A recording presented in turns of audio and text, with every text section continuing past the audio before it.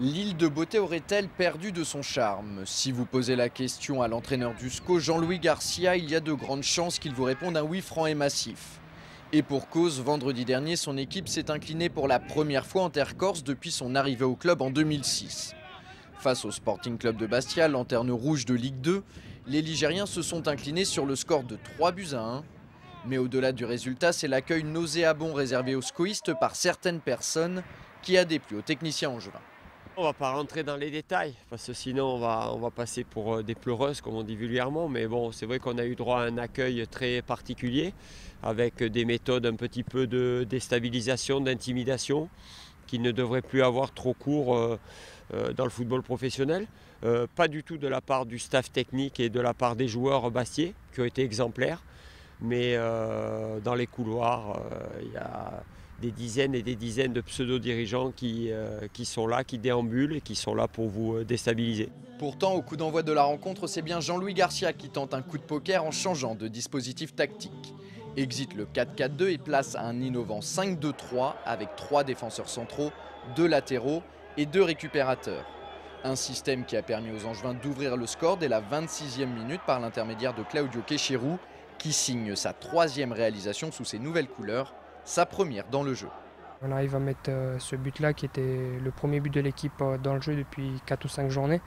Mon premier depuis que je suis arrivé, donc c'est vrai que sur les 2-3 coups offensifs qu'on a fait, on a été assez intéressant, mais voilà, on n'a pas résisté jusqu'à la mi-temps, ce qui nous aurait fait le plus grand bien.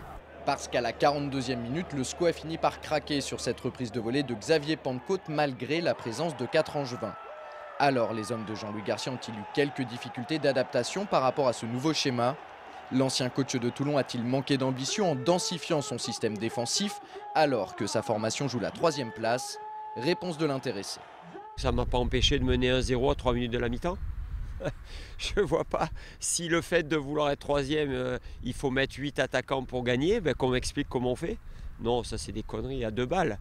Je veux dire, une nouvelle fois, on menait 1-0 et il nous restait 50 minutes pour être justement 50 minutes très fort défensivement. En deuxième mi-temps, le retour au traditionnel 4-4-2 avec le recentrage dans l'axe de Claudio Quechirou et l'entrée en jeu de Gaëtan Charbonnier n'a pas eu l'effet escompté.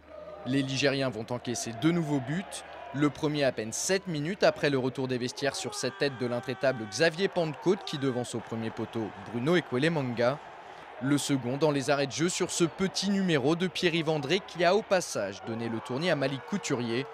L'incidence de cette défaite au classement est moindre pour les Angevins qui restent 5e à 4 longueurs du podium, puisque dans le même temps, Metz a concédé le match nul 1 but partout contre Sedan et que Nîmes a été battu à domicile par Clermont.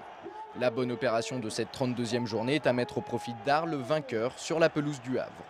Malgré ce coup d'arrêt, les scoïstes n'ont pas dit leur dernier mot dans la course à la 3e place. De toute façon, à 6 journées de la fin du championnat, ils n'ont tout simplement pas le droit d'abandonner, comme nous l'explique Claudio Quechirou. Si on commence à accuser le coup, c'est qu'on peut arrêter le championnat et chacun penser aux vacances, à prendre des billets. Si on est obligé de... Du coup, on est à 4 points. 4 points, c'est rien.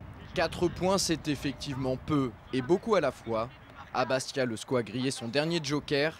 Contre Tours vendredi prochain, seule une victoire peut entretenir l'espoir.